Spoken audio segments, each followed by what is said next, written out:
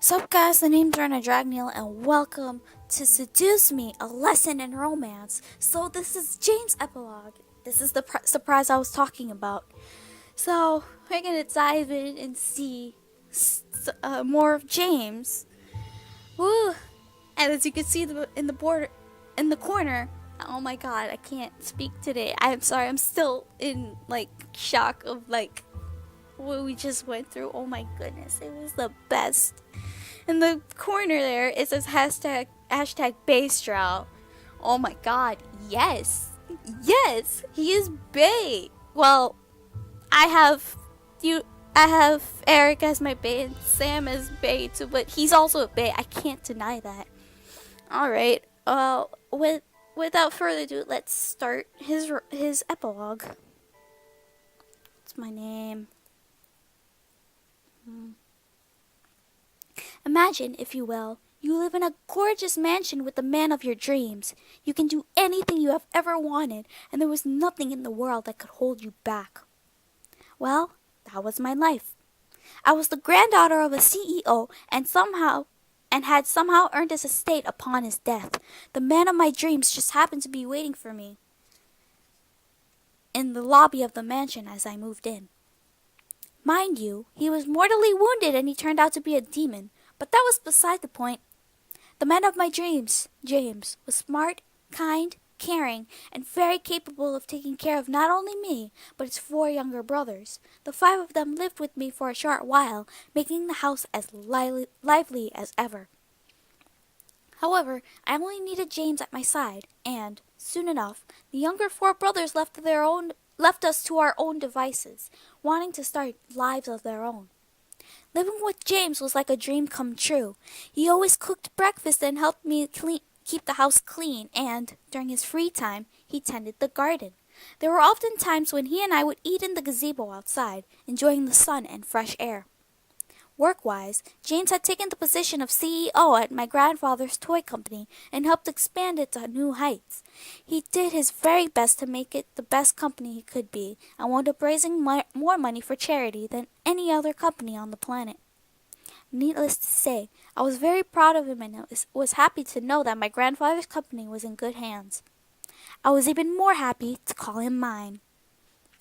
James and I had lived a dreamlike romance for a year and a half. The thought of marriage often crossed my mind, but I left it to the hands of fate. If James was going to propose to me, then he would do it when he was ready. Okay, so this takes place before he proposes to me, in which we were in for a big surprise, girl. Nevertheless, the conversations we would have were interesting, to say the least. One day, I found him lounging in the library, lost in a familiar book. With a smirk, I crept inside and peered over his shoulder at the chapter he was reading. You really like that book, don't you, James? Jumping in his seat, James snapped out of his train of thought and stared up at me in surprise, making me laugh and grip the chair to keep from falling onto my knees from the hilarity.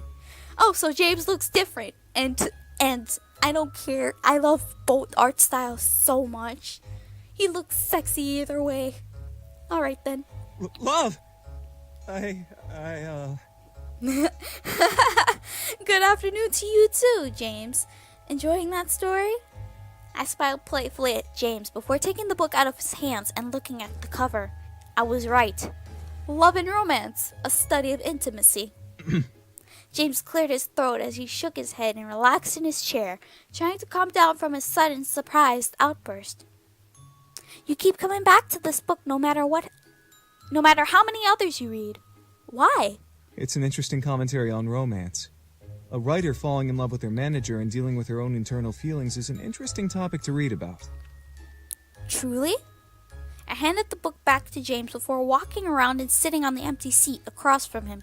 James nodded and placed the book down on the table between us while he crossed his legs. Remember, demons don't fully understand love. We may experience it, but we don't know it well enough to label it as such. But you understand it, right? Of course, but that doesn't mean that I shouldn't continue to read about it. I guess you're right. But what does reading that book over and over do for your research on it?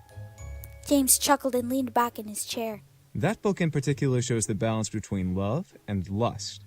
which, by contrast, is an emotion demons understand completely. Completely? I'm sure there are some things even you don't understand if demons don't understand love.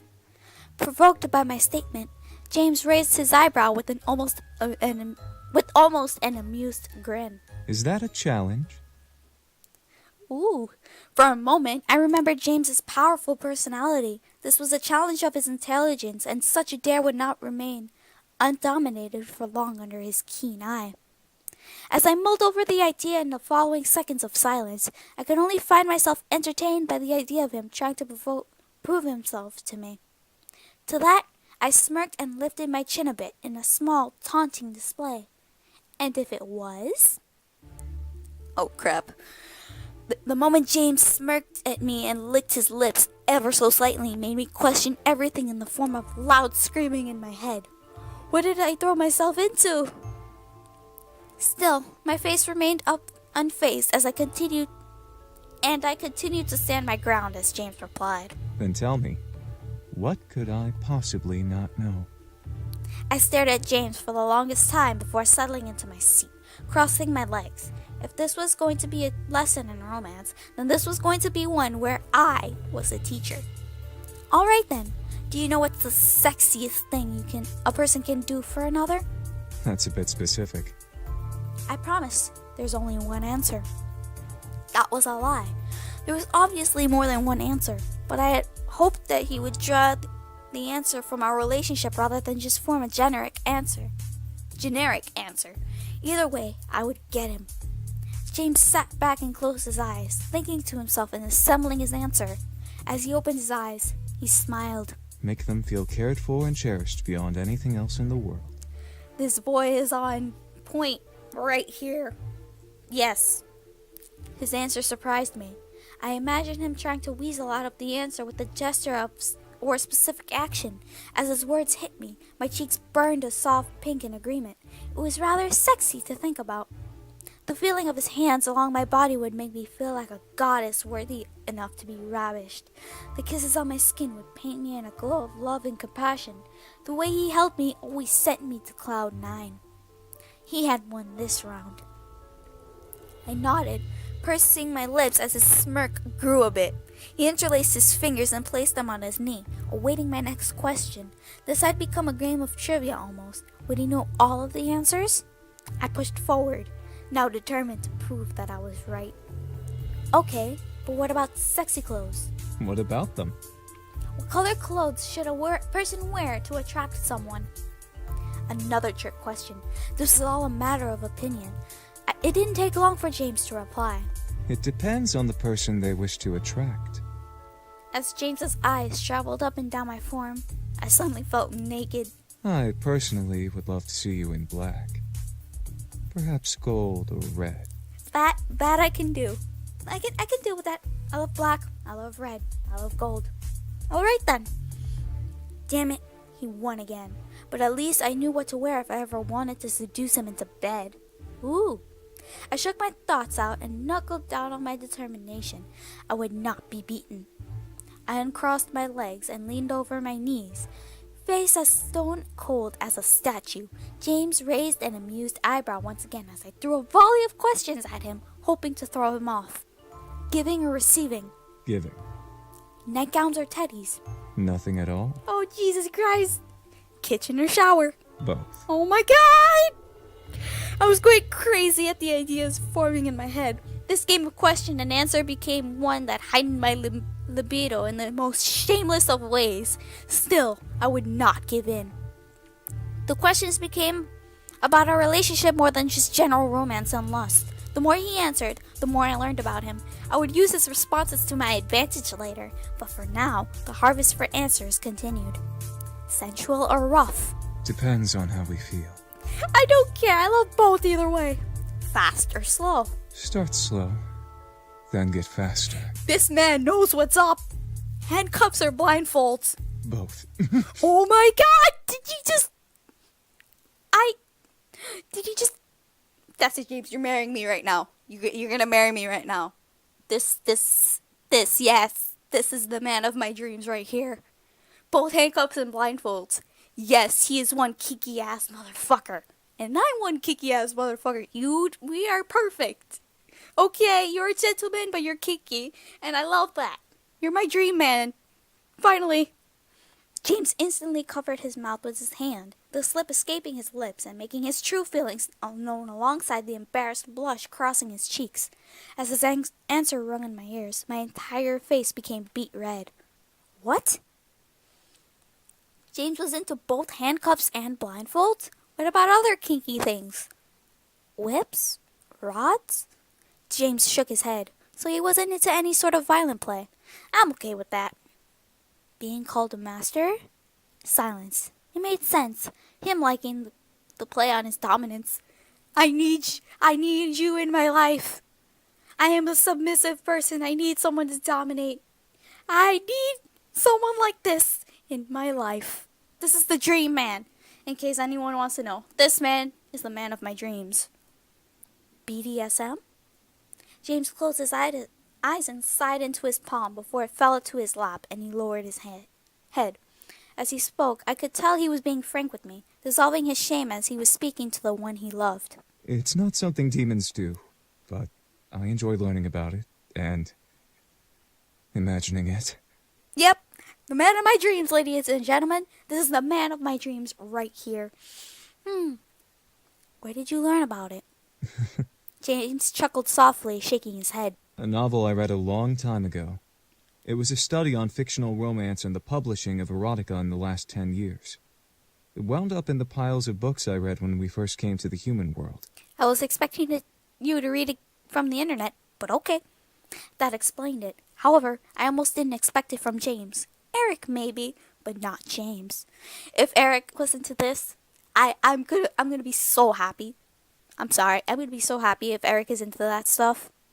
Looking at him, I could tell James was trying to come to terms with releasing this information to me. While he was talking to the one he loved, he knew that the topic was a pretty big one to drop in the game we were previously playing.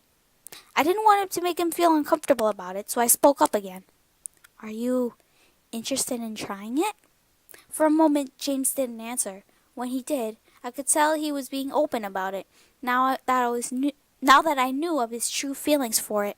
I would be lying if I said no. Yes! Man of my dreams! James looked back up at me, his expression neutral in attempts to remain calm. I leaned back in my seat and closed my eyes. This game definitely taught me a lot of new things about James. Would I pursue this new information and try it with him? That was up to me to decide later on. For now, though, our game had ended and it was unclear who had won between us. I had gotten my answers, but the last question threw both of us off. How would we determine the winner? I finally decided to stand up and walk over to James, letting him watch me as I sat on his lap, wrapping my arms around his neck and leaning my forehead against his. Maybe you do know everything. James finally relaxed and nuzzled my nose with his before kissing me softly. Well, not everything. Huh? I still have a lot to learn about you. Me? Oh my God! Look at this! Look at him! The beauty of this man's face. James stared deep into my eyes, leaning back and removing his glasses. As his whiskey eyes began to glow a soft, golden color, I gasped as he smiled playfully at me. It's only fair that I ask you the same questions that you asked me. Don't you think? Oh my God! You okay? I stared wide-eyed at James. Was he seriously going to ask me the same questions I asked him? James chuckled lowly. What? Are you afraid now? No, I'm not! I can do this! No! Good. Because I don't intend to be gentle. Fuck! Oh God. Okay. That was a lesson in romance, everyone. The credits. So this is the credits. This is all belonged to Michaela Laws. The art by Camille and oh my God. Music by Christopher Escalante and my favorite, Bradley Gareth, who voices James. My ultimate favorite. Alright, back we go. Alright, so that's the end for James. I'll be starting Eric soon. So, just be prepared. We're finally gonna do my babe. Okay, anyways, that's it for this episode. If you like this video, give it a thumbs up. If you want to see more of my videos, then subscribe to me. Although I'm not forcing you to. Alright, so I'll see you guys in the next video. Bye!